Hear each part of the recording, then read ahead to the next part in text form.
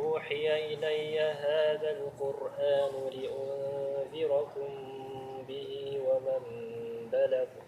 أئنكم لتشهدون أن مع الله آلهة أخرى قل لا أشهد قل إنما هو إله واحد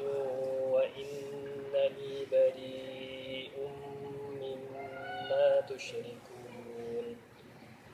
الذين آتيناهم الكتاب يعرفونه كما يعرفون أبناءهم الذين خسروا أنفسهم فهم لا يؤمنون ومن أظلم ممن افترى على الله كذبا أو كذب بآياته إنه لا يفلح الظالمون